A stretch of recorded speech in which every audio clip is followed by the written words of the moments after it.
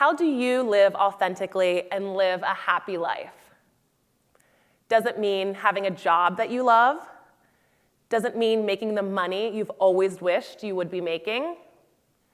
Does it mean having a family and being a great parent? To many of us, living authentically and living a happy life can mean different things. For me, living a happy life is doing something that I love, which allows me to live a lifestyle that I truly and authentically enjoy. As a little girl, I always dreamed of living in New York City. I grew up in a small town called Lancaster, Pennsylvania, where we're known for the Amish, and that is our claim to fame. My mom told me when I was around the age of 8, we were tourists in New York City. She said, I looked up at the buildings and said, I am going to live here someday. There is such innocence and a sense of dreaming in this comment, coming from a child at this age. But if you knew the type of child I was, you would know this is a statement of fact. I would be living in New York City one day.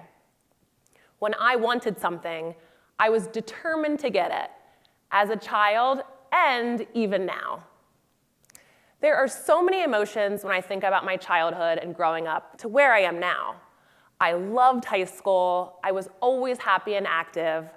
When I received a scholarship to run cross country and track in college, I thought, this was the greatest gift that I ever could have received. I was happy. I was extremely grateful and honored. I was determined to make the most of it, and I did.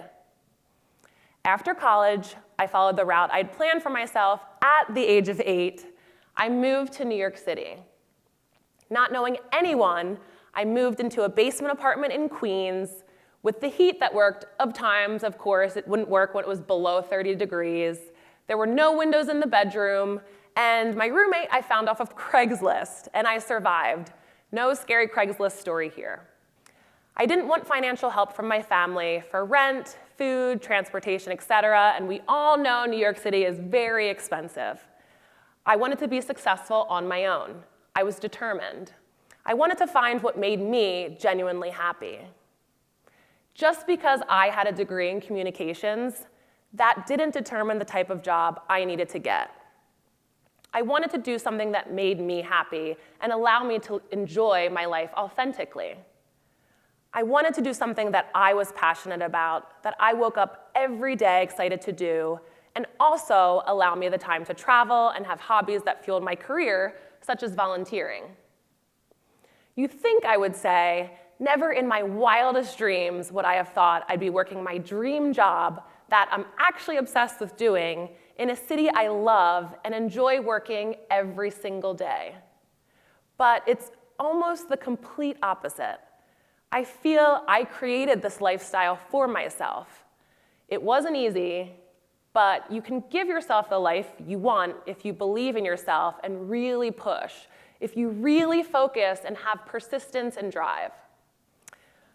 In high school, you believe your next steps are to go to college. Then you get this degree, and all of a sudden, life is passing you by. You're not even working in an industry you got your degree in, or maybe you are, but then you're like, wait, what is my passion, and why aren't I doing it? Why are we so accustomed to living this life? You go to school, you graduate, you go to college, you get a degree, you get a job, you retire, then you die. That's the American dream. So many people don't even try to find their passions, and they never take a risk. Like, never. You always need to take risks and live your life, even if it's uncertain. Like I said, I always dreamed of living in New York City since I was a tourist at the age of 8. Okay, so I did watch a little Sex and the City. I wanted to be Carrie with the fancy clothes, the apartment in the village, going out on the fun dates and the nice dinners. But I wanted to be her and live in the city, but I wanted to make it on my own. I didn't feel that I wanted or needed the help of others. I was determined to be my own person and make my own happiness. I had to live my life and take risks, big ones. I'm really passionate about what I do, and I did take a huge risk. I always wanted to work in residential real estate with Ryan Serhant from the Bravo TV show $1 Million Listing New York. How would I possibly do that in an industry that I had no experience in, knew no one within the industry, and the job is 100% commission-based? And the majority of the industry is white, older men. Then there's me. Hey. After emailing Ryan for 2 years, every single month, and getting no response, he finally emailed me back. I met him, the interview went amazing, and he brought me onto his team with very little experience. He saw something in me, and the rest is history. I must say, I have a great boss and leader. He's a trailblazer and someone who gave me the confidence to be the same. To be a trailblazer in an industry in one of the top real estate markets in the world that is dominated by white older men. Sounds pretty intimidating, huh? But if you find your people, like for me, it's my clients turned friends, my networking groups, my social media followers, my real estate peers, and my team.